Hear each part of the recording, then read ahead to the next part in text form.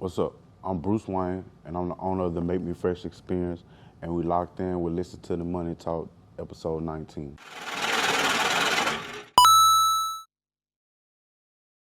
All right, let's get into it. See what we got. What's your zodiac sign, and do you know your big three? I'm a Scorpio. I don't know my big three, but I do like the whole astrology thing. I'm a big believer in it. I read my horoscope every day, and most of the time, it does apply to me in my daily life, and then sometimes it don't. But I definitely go off what it says because it really tells me that I'm going down the right path. Everything I'm looking forward to do is, you know what I'm saying, coming about, and just be patient. So I'm just riding it out, you know what I'm saying, seeing how everything go. What is a message that you can give to your inner child? I would say, it is what it is. Like, never take anything too personal. Just let everything play out because everything happens for a reason. And I would tell myself that every day, though. Just let everything play out because everything happens for a reason.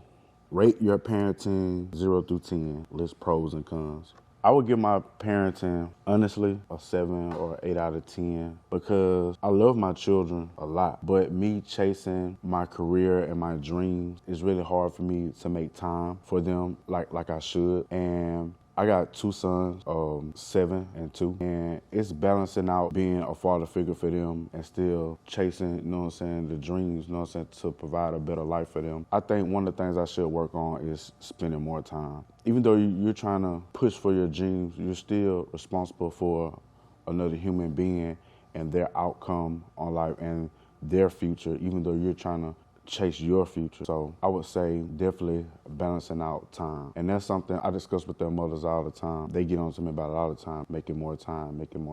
But, daddy trying to be a provider. So, and that takes up most of my time working events to be able to provide. So as I go along, though, I try to learn how to balance it out because you got to have balance because you don't want to miss those times and you don't get those times back at all.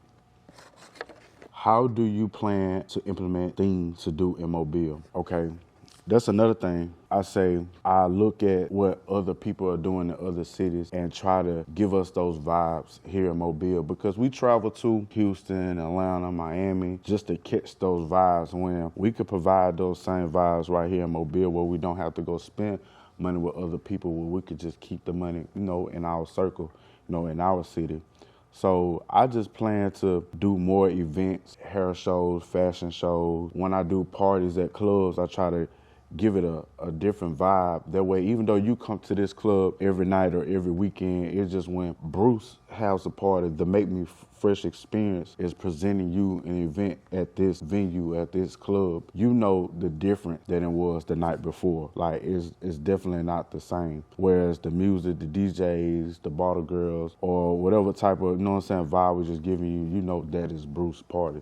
And that's the statement that I'm making. Like, it's an experience. It's all about an experience. Like, because we travel to other cities to get that experience, but we should be able to do that in our own city. And that's what I'm doing, trying to take that step forward just to provide that for people because we're always waiting on someone to create something when it starts with us because this is our city. I'm definitely, trying to get other things going, especially about getting more active with my community. That's something I want my age group and my peers to get more into because some of us not just exposed to the giving back to our community. We make all this money, but you gotta pour back into your community, pour back into your city.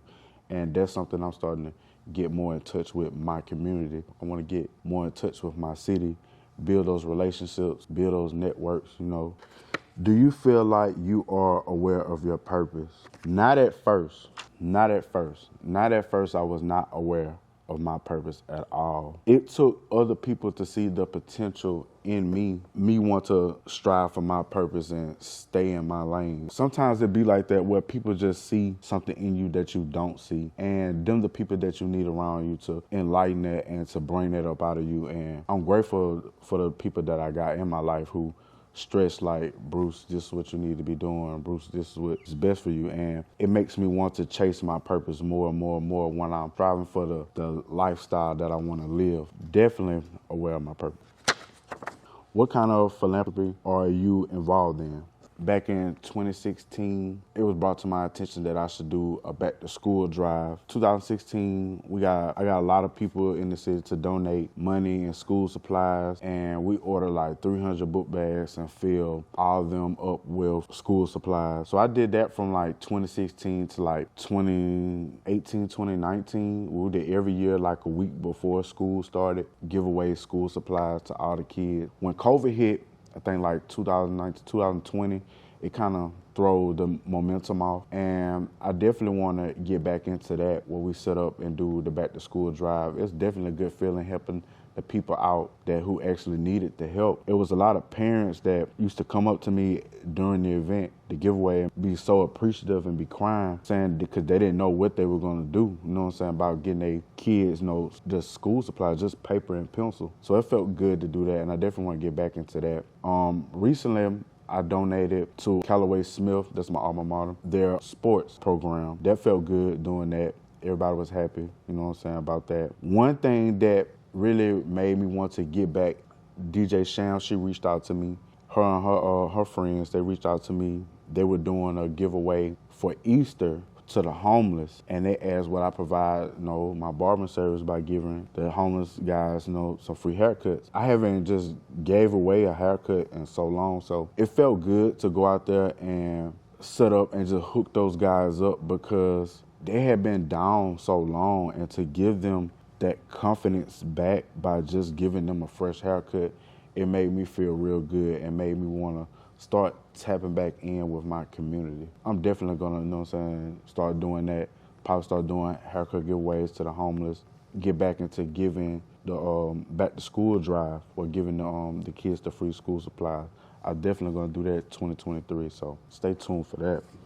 When people meet you, what is a common first impression? The common first impression is a lot of people say I smell good when they first meet me. Lately, I've been getting into the cologne thing. Another first impression is my conversation, my mindset, my energy. And I love getting compliments on my energy. I feel like that's just top tier when somebody says they just feel and they like that you got good energy. That's like one of my favorite compliments. And I try to make that impression first, you know, just to show you like where my mindset at. What is your vision for MMF?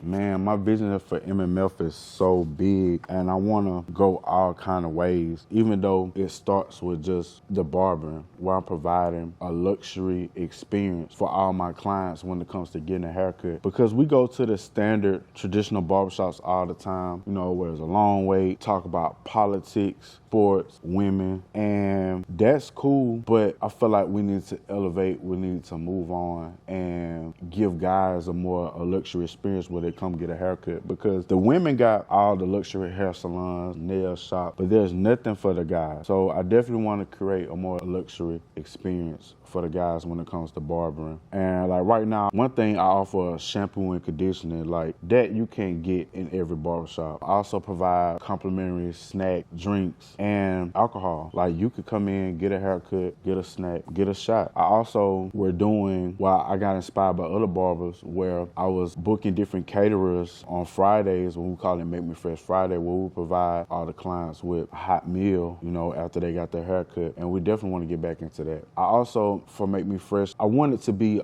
a household name. I want it to be a landmark in Mobile. Like when you come to Mobile, you want to visit the Make Me Fresh Experience. You want to experience that experience, because when we go to different cities, like we go to Houston, we got to go to Area 59, we got to go to V-Live, we got to go to Turkey Leg Hut, we got to go to these different restaurants, these different clubs, you know, to get that experience. Or when we go to Atlanta, the first stop, we got to go to Lennox Mall or Tuliness Warehouse or Breakfast at Barney's, because we want to get that experience, because those are the landmarks in that city, and I want to make the Make Me Fresh Experience a landmark for Mobile. So that is like my biggest vision. And I want, when you come to the Make Me Fresh Experience event, I want you to feel that experience. I want you to be like, yeah, I had a good time and I enjoyed myself. That's the most wanted review that I want from everybody, that they had a good time, that they enjoyed their experience. My vision is just to make Me Fresh is just global and not just Mobile. Like,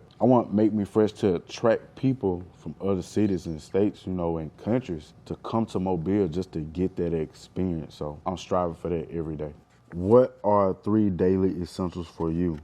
Wow. One is praying. When I get up in the morning, I gotta thank God just for being here and just being able to wake up and be able to provide for my kids, provide for myself. Another day, I love food. I love to go to brunch. I love brunching. I want to say getting fresh too. Like, I love just putting on clothes. I feel like your appearance is everything. You know, that's a good first impression, that how you look. I want to say those are my 3 though: praying, eating, and putting on clothes. List a few tips on how men can elevate their hygiene. Oh yeah.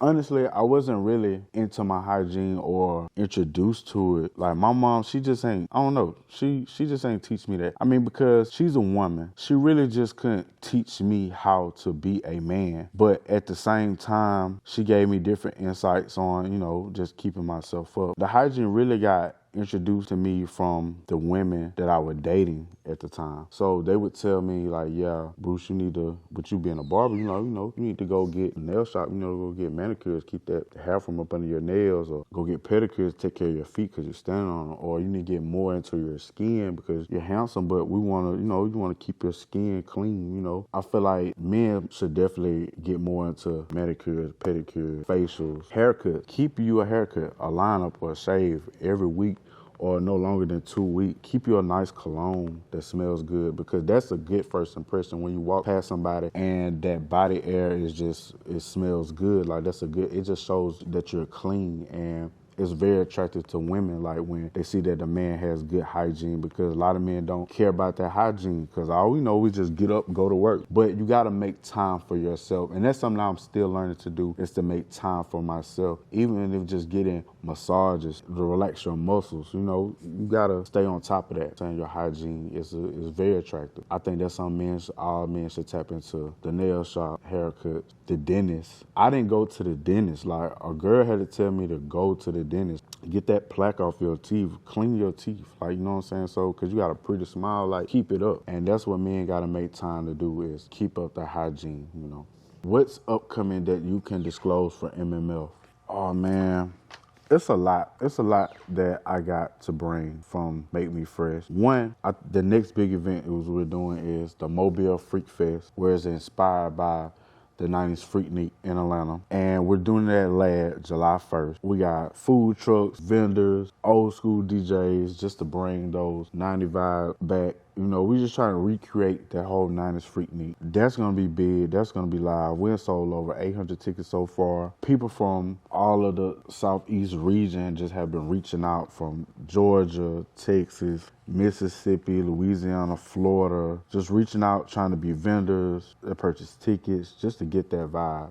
I'm doing a hair show July 16th, and I named it after the brand, the MakeMeFresh Experience. And I wouldn't say a hair show, I would say more of a showcase, where we're putting hair, makeup, and fashion all on one runway. We're bringing, like, the hottest hairstylists, hottest fashion designers, hottest makeup artists, or upcoming in the industry, getting their models together, and we just put them out on the runway. Is definitely going to be a good experience. More of on a high fashion level, like no dance routines or nothing like that, no stripper poses, just showcasing their talent on that runway in a dope venue, and definitely going to be a good time. Then we've also been planning the Playboy Mansion Party, which is in November, where it's also been inspired by Hugh Hefner. We're inviting everybody to come in Playboy attire, have a good time. I did one last year for my birthday, total success. Had to do it again. So we're working on a bigger venue this time. I actually did it at my barbershop last year for my birthday. So we're definitely looking to a mansion this year, just to recreate that whole Playboy Mansion vibe. Then December, we're doing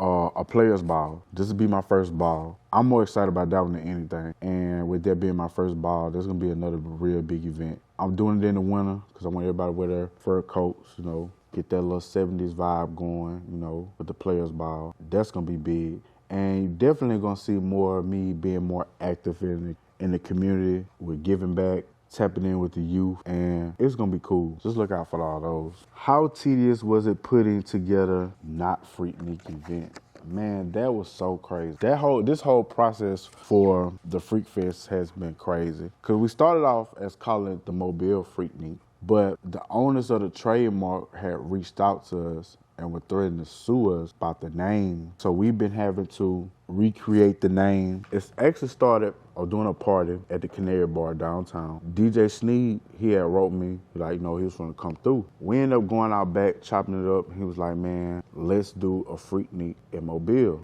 I was like, a Freaknik? He was like, yeah, man, we'll do it this summer, like in July. So I was kind of iffy about it, but he was going over the details. I so happened to cut the GM hair over at Lad People Stadium, and he came in for a haircut the following week. And I pitched the idea to him, like, what you think about us doing a Freaknik at Lad, in the parking lot, like not on the field, but, where they tailgate at. And he was like, that's dope, bro, let's do it, So when he gave me the okay, I hit Sneed up, like, let's a go. Like, so let's do it. So he brought in DJ Tech Ontario from OG Entertainment. He also brought in Malik, and that was my first time meeting Malik. We was like, he put the group together, and I was like, it's a cool little lineup. Everybody had their own platform, their own brands, and could really pull a crowd. So we linked up, had a meeting, strategized out our plan, went holler at the people at Lad People Stadium, locked in the venue, and then it was a go. We needed to drop a flyer, so like, cool. So we were searching pictures on Google, and we ran across this one picture where it was kind of animated. It happened to be some Greeks, in a car. I wasn't really familiar with the Greeks like that because I didn't go to college, So it had all the sororities and fraternities on there, representing, you know what I'm saying? But it had no Greek letters on there, so I wasn't aware. And one particular animated character that stuck out to everybody was the Delta. When we posted the flyer, it went crazy, to my thousands of shares.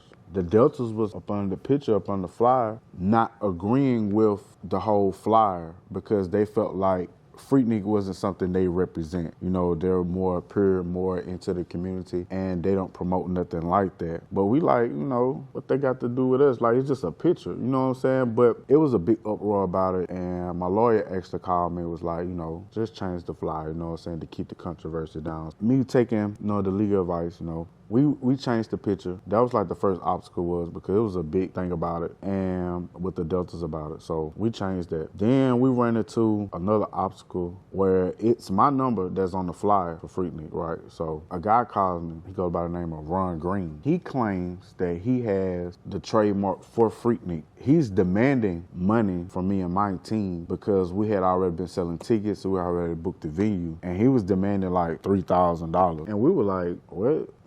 So he was like, yeah, I'm the owner, trademark Freaknik, y'all need to give me my money. So we was like, we need to confirm who you are, you know what I'm saying? So he sent over his paperwork via email. I forwarded it to my lawyer to authenticate it, and she went over the paperwork and was like, man, all these LLCs or trademarks or whatever were not valid, outdated, expired. We was like, yeah, this man's a phony. So, and I remember on the conversation with him, he told me that the people in Pensacola had paid him where they had purchased license to use the Freaknik name. That's something, being a new business owner, that I didn't know that if someone has a certain phrase or word trademark that you have to purchase a license to actually use it. So my lawyers, told me that was true, and he was claiming that the people in Pensacola had paid him, and the people in Miami, whoever did a Freaknik, they purchased a license, they paid him. So when he said Pensacola, I automatically called Terrio because he knows the guy DJ Ziggy over in Pensacola who's putting the Freaknik together over there. He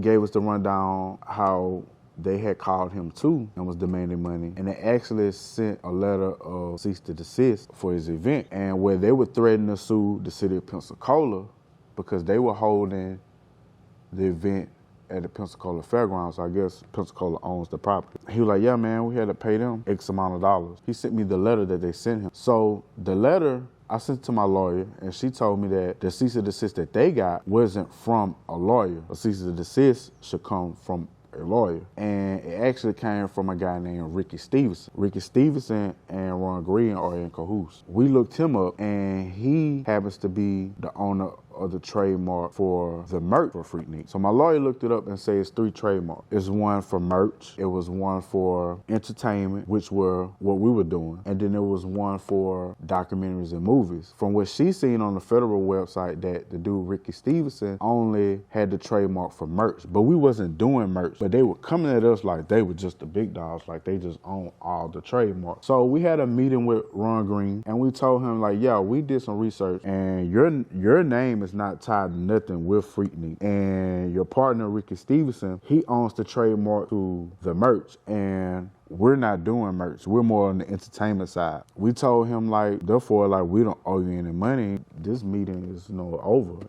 so he was pissed.